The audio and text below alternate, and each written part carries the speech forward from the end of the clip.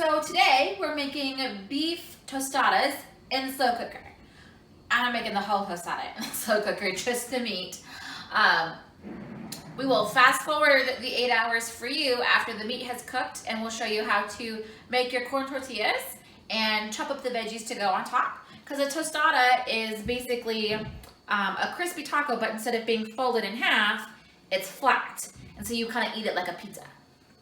We should this? Yeah, so this is a picture from the cookbook. Nice. And that, Yes. This is that same cookbook? This is my Diabetes Taste of Home cookbook, full of lots of diabetic-friendly, low-carb options. So I'm going to dive in. I have already washed my hands. I've pre-chopped my onion. I will link the video in the description for how to chop your onion. And before I start chopping my peppers, I'll go through the ingredients while I put on my gloves. So I have a jalapeno and a poblano. The recipe calls for a serrano, but the star was out, so we're making do with the poblano. There'll just be a different spice. It'll be a little bit spicier, and I won't use the whole poblano because the serrano is quite a bit smaller. We have a beef top round steak, which is still a little frosty, even though I put it in the fridge to thaw yesterday. But that's okay because it's going to cook for 8 hours, so it's not going to matter. I also have chili powder, cumin, salt, pepper, lime juice, and garlic cloves. And those are all going to go into the crock pot together for 8 hours. And then after that 8 hours is over, we will cook our corn tortillas, and we will chop some tomatoes and lettuce and get out some shredded cheese and put it all together for yummy tostadas. Okay, so why am I wearing gloves? Normally I do not when chopping veggies. Peppers are a whole other story, especially hot peppers. Bell peppers, no big deal. You can chop it just fine. But jalapenos, poblanos, serranos, ghost peppers, if you're gonna chop or mince or dice those, wear gloves on the off chance that you have a cut that you don't know you have. Because if you get the pepper oil on your hands, you'll suddenly find out you have a whole lot of little nicks on your fingers you didn't know were there.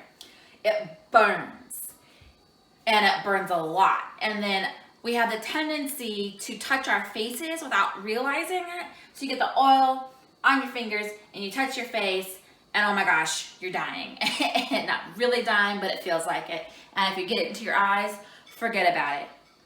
You're gonna have to, you literally have to wash your eyes out if you get it in your eyes. I was making fresh salsa once, and was being as careful as possible. I didn't have gloves, and I was okay, but small children wanted to help, and they got pepper juice in their eyeballs, and it was the end of the day. We did not do anything else after that for the rest of the day except for wash out eyeballs and wash our hands a million times. So just be super duper careful if you don't have gloves. I know they're kind of a commodity right now. So just like with any other veggie, you cut off the top, and then you're gonna you want to come around to this side so you can see what I'm kind of cutting around to pull out the insides, to pull out the seeds.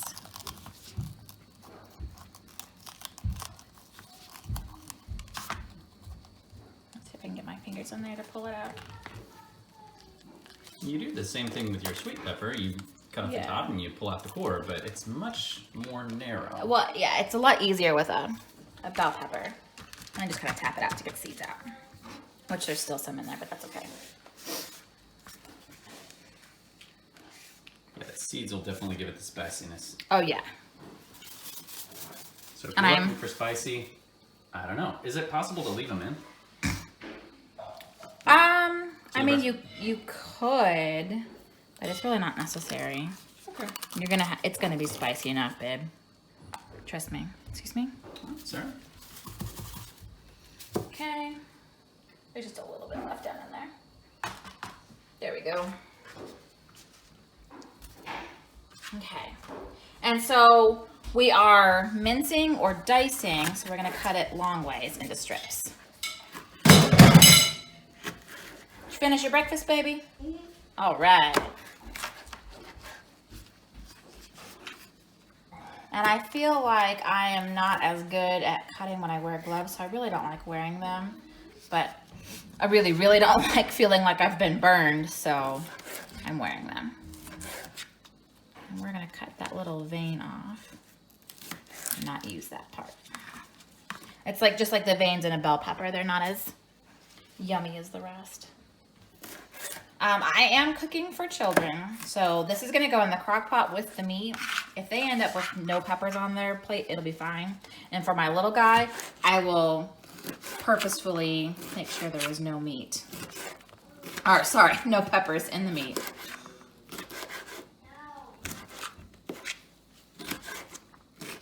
So I could probably mince these a little bit smaller, but again, with the gloves, I don't feel like I have as good as a grip on the pepper. So I'm not gonna worry about making them smaller. Now these are gonna go right into my crock pot. Hey, jalapeno is the first ingredient. I like the sound of this recipe already. And now if I was chopping something other than another pepper, I would clean this. Since I'm doing another spicy pepper, it's gonna be fine and they're all gonna get cooked together. But if I was gonna switch to like a tomato or lettuce or something like that, I would clean this off first. So this is the poblano. And it's just like the jalapeno. You got to be careful of the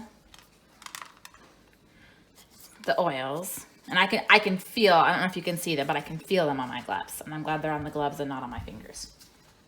And I have like the sudden compulsion to itch my eyeball. Because you know that you shouldn't. I guess so. But I'm not going to. Good thing I have glasses to kind of block anything. Okay. So just like with the jalapeno, we're gonna cut this into strips. And again, I'm not gonna use the whole pepper because this is supposed to be a serrano and poblanos are a lot bigger.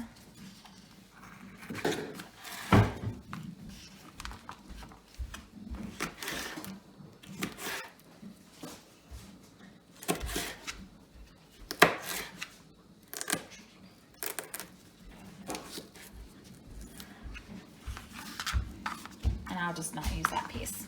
It was kind of an old pepper anyway, so I don't feel bad throwing away the crinkly parts. Yeah, it was kind of wrinkly aged. Poblanos are usually really smooth, just like that jalapeno and like most sweet peppers, but as it aged, it softened.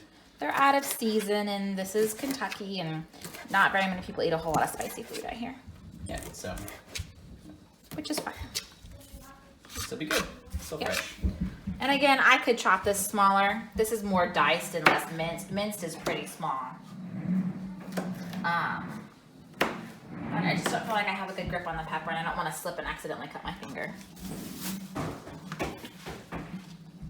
So I throw that in the pot.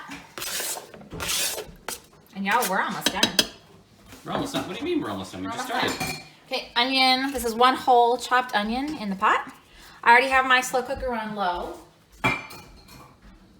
I go ahead and peel my gloves off inside out, just like you would do at the hospital, so I don't get any oils on my fingers and throw them in my trash bag there. I've got 3 cloves of garlic, and we're gonna press them with my garlic press, one at a time, into the pot. Maybe 2 at a time to save time.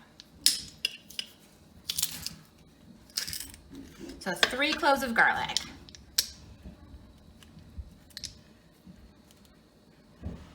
Those out. Make sure my garlic is all down in there. And then I'm going to wash my hands because garlic is sticky and that smell will stay on your fingers all day even if you wash your hands. Yes, it will. So, we said the tostada. We've got our meat here. This one's specifically calling it the beef top round steak. Which is what we want. Yeah. One steak, about 1.5 pounds. Ours is not quite 1.5 pounds. It's £1.11. So it's a little small, but that's okay. Yeah. I have a different cutting board than I would for my veggies. You can use the same cutting board so long as you wash it in between.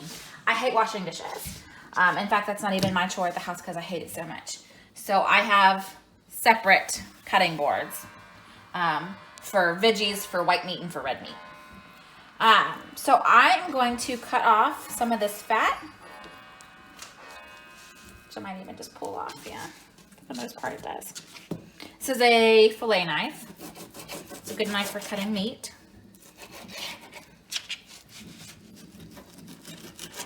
Okay, that's really the only part I was going to worry about was that little bit.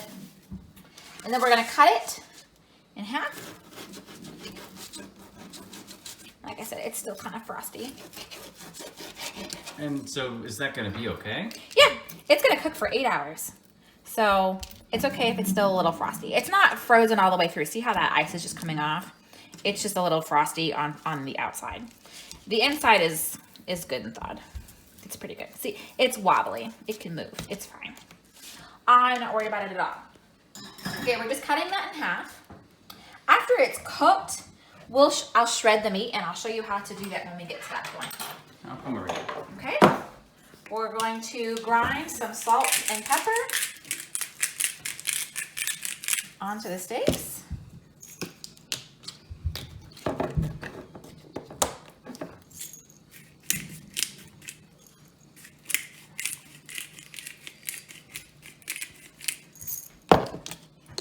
And then before I put that in,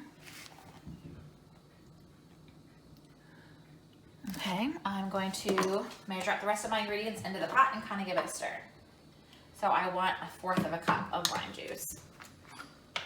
1/4 of a cup, so that's that whole little bitty thing. Yep, that's this whole thing. Ooh, it's going to be very limey. And this is the only liquid that's going into the pot. Oh, really? Yep. Well, you're going to get a little bit of juices out of the pepper and onion, but nothing like that. Yeah. And a little bit of juices out of the meat, too. But, again...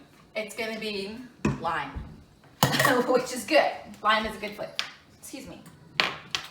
I need... Oh, there it is, right in front of my face. Okay, 1/2 teaspoon of ground cumin. When it comes to seasonings and spices, I tend to round.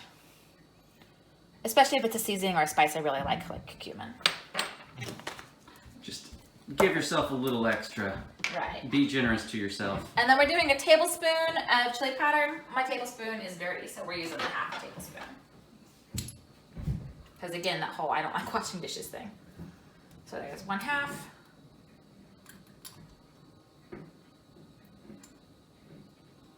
Woo, plus a little bit more than 1/2 equals a little bit more than 1, right? Yeah. That's how we maybe do that's that. closer to 1.5 now. Maybe. It's fine. It's fine. Aren't you the one who said, let's quadruple the amount of chili powder we put in our chili? And so instead of doing 6 teaspoons, we did 6 tablespoons. Oh my gosh, and then I won an award for that chili. It was like hottest chili that year. It was awesome. By I, he means we. But yeah, I mean we won. Anyway, that's all mixed in now. All the spices and the peppers and the garlic and the juice. All mixed in. We're gonna put our salt and peppered steaks on top. And then it cooks for 8 hours. So we will see you back here. It'll be about just a couple of seconds for you, but it'll be 8 hours for us. And we will finish dinner up.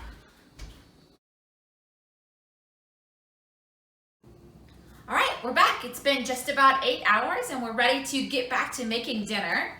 I've got 10 minutes left on the crock pot. So I have time to make my sides, make my toppings, and make my corn tortillas. So I already have my beans and my rice cooking. Those are just pre-packaged items, so you can just follow the instructions on the package. They're really easy. They are really carb heavy though, so make smart choices.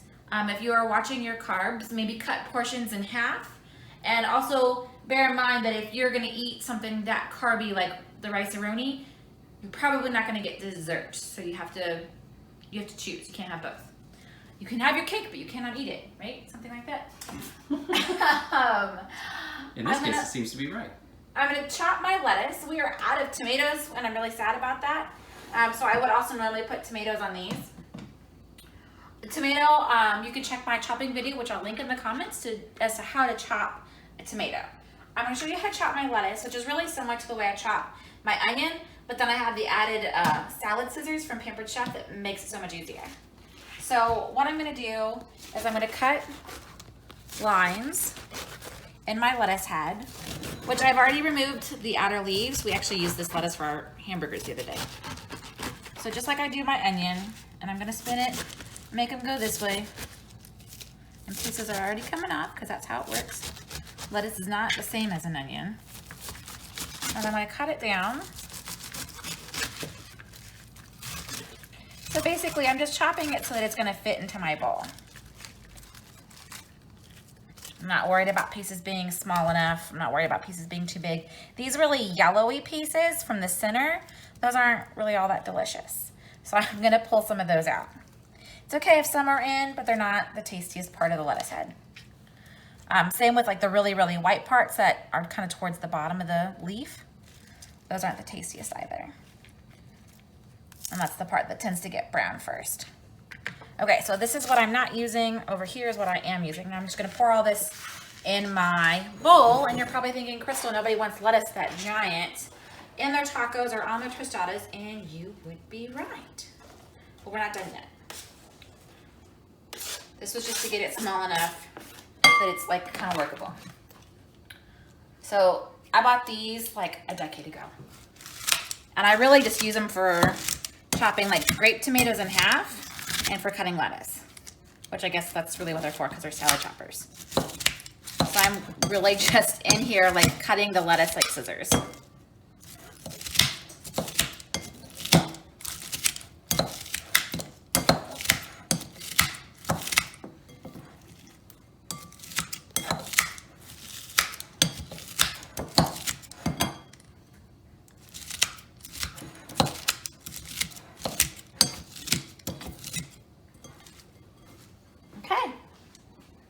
So I'm just clean off the lettuce off my blades. There we go. And we're good. We've got some good, it's not fine, but coarsely chopped lettuce for our tostadas. Hooray! So the lettuce and the cheese will be our toppings for our tostadas. Of course, you know, it was cooked with onions and peppers.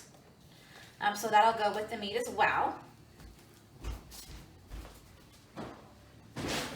You could also do sour cream or guac, but that's not how we roll in this house. Okay, now before I pull my meat out, I'm gonna get my corn tortillas started. So there's a couple different ways to cook tortillas. Oh, I got them out, but I didn't know where I put them. Normally, I would fry them, but my cookbook says for this recipe we should broil them, and that should make them a little bit more crispy.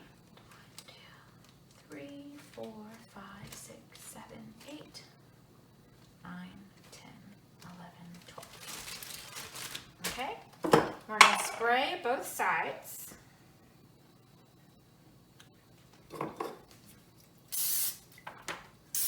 With some cooking spray.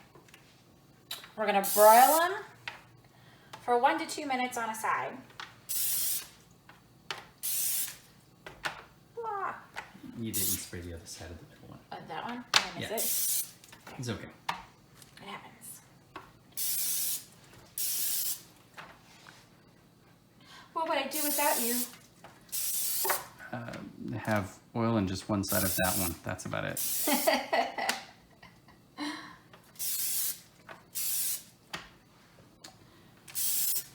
See the rice over here, just bubbling away. Yep. Don't worry, I'm not ignoring the rice. It's got 11 minutes left on its timer.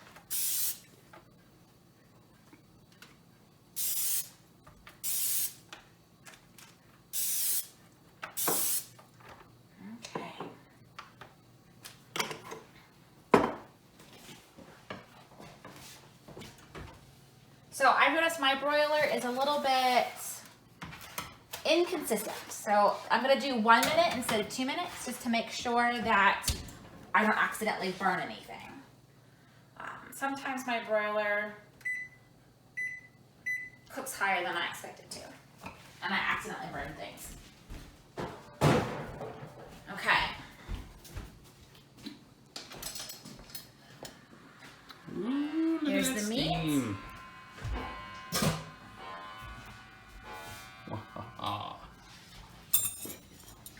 Okay. It smells spicy in there. Okay, now we're just gonna pull apart the meat.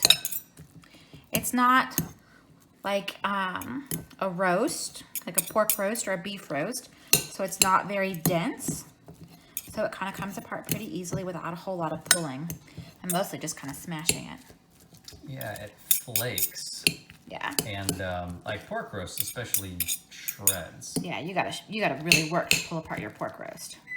Because it's got so much of that. And that is my tortillas. So we're gonna go check on those. Yeah, I'll give them another minute.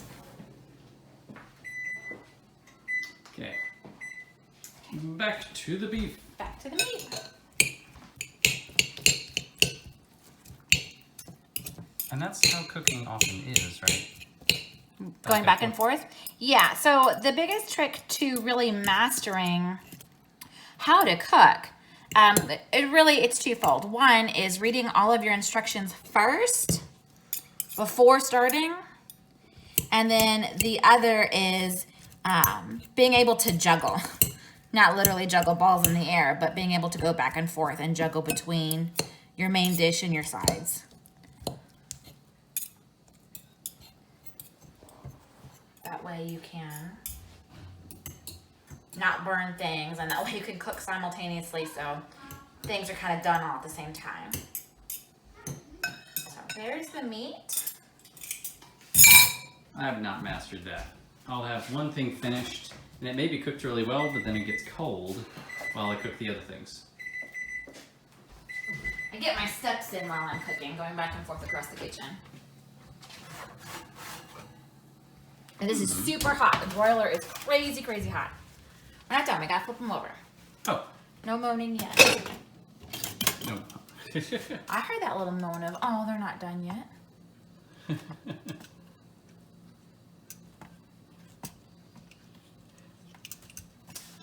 Shall I just get another baking sheet and you just flop? If I thought that would actually work, I might take you up on it. Yeah, you're too smart to do something that smart. I don't know how to respond to that. It's one of those good ideas that's actually a bad idea. In my opinion. Even though I thought of it.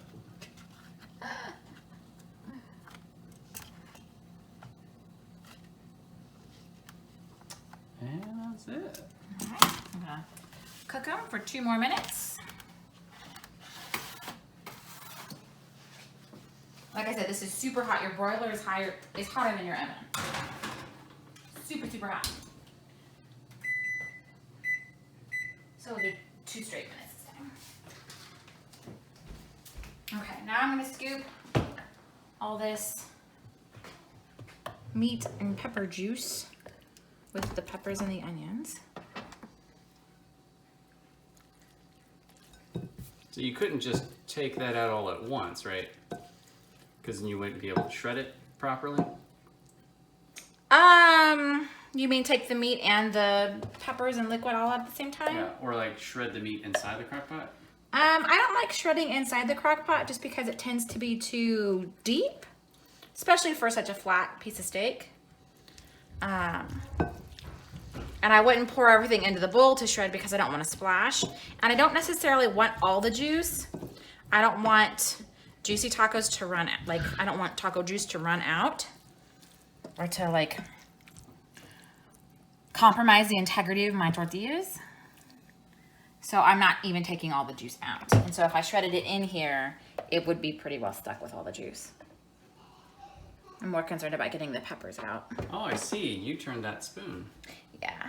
So I'm getting some of the juice because it'll keep the meat nice and moist. But I don't really necessarily want all of it. Okay, and I'm going to cover this with a paper towel so that it doesn't lose all of its heat. And I'm going to put it over here where it's warm.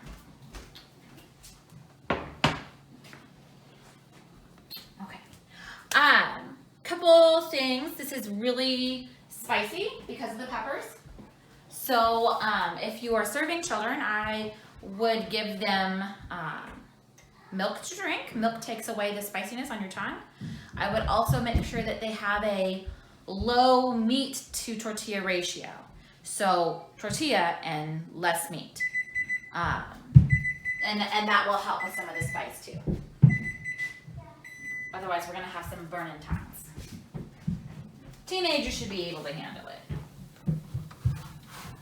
But younger children might not. Yeah, especially teenagers of Mexican descent. Yes, my teenagers better be able to handle it. Okay, we're training him, so. Right. These are still a little floppy, so I'm going to flip them and put them back in for a little bit. Because for a tostada, you want it to be more crispy. Yeah, but they're clearly drying out, and very cool. Yeah, I think if they weren't like layered on top of each other, if I had a giant baking sheet. Or maybe just doing 9 at a time. Yeah, instead maybe. of a dozen. Maybe, but then I would have to do it twice, and you know how I don't like doing stuff like that. Yeah. So it would probably go a lot faster if I had a bigger baking sheet or was doing fewer at a time. But still, it's a couple minutes at a time. That's pretty fast. Yeah. You're toasting them for tostadas. That's hence the name. Yes. Okay, so now I have some downtime where I can check on my side. So this is again where being able to juggle and balance your dinner kind of comes in handy. So. It looks like you've got about 3 minutes and 20 seconds left. On the rice, I'm still going to go ahead and stir it. Uh-huh. Some rices tend to stick. Yeah, because that's nearing the end. If you took it the whole 3, you might dry it out a lot. Yeah, this one's actually pretty good. Zatarain's is one that we often buy because it's lower on the carb end, but it sticks really bad to my pots, no matter how often I stir it. And I couldn't remember how bad rice-a-roni was, but apparently it's not a sticky rice. Yeah, Knorr is almost just like the rice-a-roni, just in the bag instead of the box, but it's the same thing. Oh, what is it? It's the Knorr or the Knopf or whatever it's called. It starts with a K. Yeah, it's Knorr. Yeah, that one's super carb heavy, so we stopped buying it. Yeah, it's because these are always the mixtures of rice and pasta, and there seems to be more pasta than rice, so maybe a rice side, but mostly it's still pasta. Right. Yeah.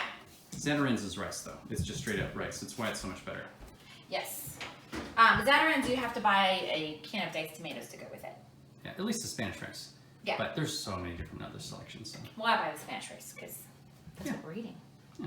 Spanish food. I got 30 seconds left. 30 seconds left? Hungry, and it smells so good. This is a new recipe. I don't know if I said that in the beginning. I don't think you did. We've not had these before. We've had all other kinds of tacos, but we've not had this particular recipe, and I'm really excited to try it out. I'm afraid that it's going to be too spicy for the kids, especially for my little one. So I'm going to let him pick out the peppers. I'll probably pick out the peppers for him so he doesn't get pepper oil on his fingers. And also so he doesn't get to decide that he gets to pick at his food. I don't want to give him that amount of freedom where, today, Mom, I'm going to pick at my food. I'm nicer than you are. So that's just long-term effects. That's what I'm concerned about. Yeah. These are getting closer. Yay. Actually, I see one that is done enough that I am going to go ahead and remove it. And then I will build a tostadas for you to all see what a tostada looks like. Ooh. Do we get 2? Yes, we get 2.